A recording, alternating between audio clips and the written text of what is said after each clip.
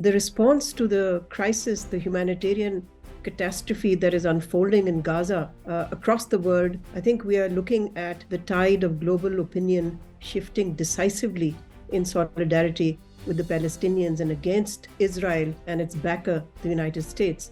And there are several indicators of this. First, we saw that in the UN General Assembly, the majority of countries, 121 out of 193, supported a resolution that called for an immediate ceasefire. And this meant that the United States and Israel, who opposed it, were defeated. Second indicator of this shift in global opinion is that more and more countries are severing their ties with Israel, or they're recalling their ambassadors from Tel Aviv. Almost 9 countries, and it keeps increasing the number, have done that so far. Thirdly, we're also seeing pro-Palestinian marches and protests across the world gathering greater momentum. And in fact, we've seen unprecedentedly large rallies in many capitals of the world, including the West. I think the fourth indicator of this changing global opinion is the fact that top UN officials, including the Secretary General, as well as the heads of 18 UN agencies and NGOs,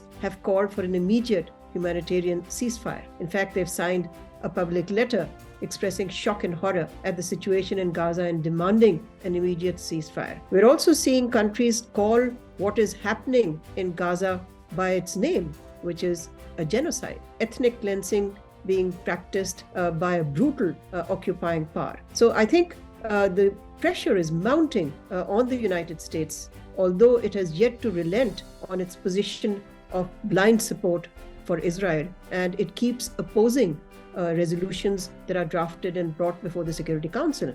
Remember, the Security Council is the body that can pass a binding resolution that can lead to a ceasefire and an end to the fighting. But because the Security Council is divided and it has been in a state of deadlock, we have not seen such a resolution being passed. There have been 3 failed attempts to adopt such a resolution, and even now, there is an effort that is going on to see if some kind of a consensus can be achieved. On the one hand, there is China, Russia, and Arab countries in the Security Council that want an immediate ceasefire. On the other hand, there is United States, United Kingdom, and a handful of their allies who want short duration pause, humanitarian pause, and they are opposed to a ceasefire. So until there is a ceasefire, Israel will continue with its brutal military campaign that has already claimed over 10,000 innocent lives. And as the Secretary General himself said, Gaza has become a graveyard for children because of the large number of children who have been killed in this brutal campaign.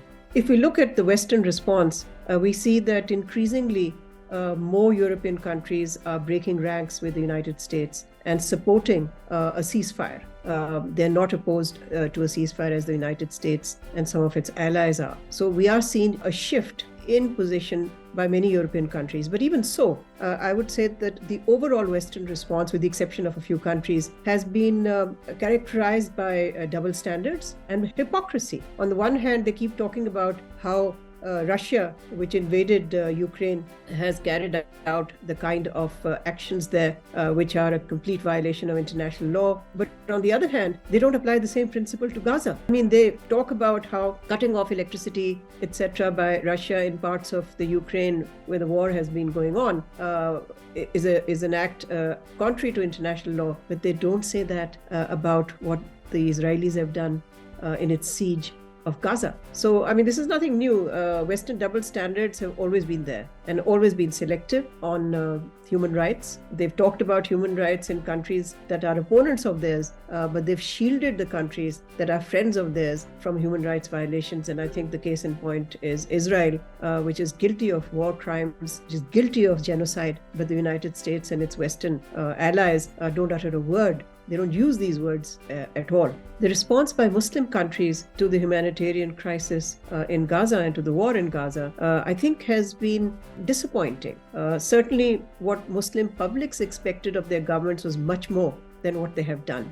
So far, yes, we have seen Arab countries and other OIC countries mount a diplomatic effort at the UN to get this UN General Assembly resolution adopted. But beyond that, we have not seen very much, except, again, Jordan has severed it's recalled its ambassador from Tel Aviv, and so has Bahrain. But I think the expectation from Muslim countries is for them to take the kind of actions that can put decisive diplomatic pressure on America so that America can change its position. Going to see whether this kind of unified action will take place when the OIC summit meets on the 12th of November in Riyadh. Because so far, meetings of the OIC at executive ministerial level, as well as the Arab League, have basically produced denunciations and condemnations, but have been short on any actions that can produce the kind of diplomatic pressure that is now needed on America to end the killings in Gaza.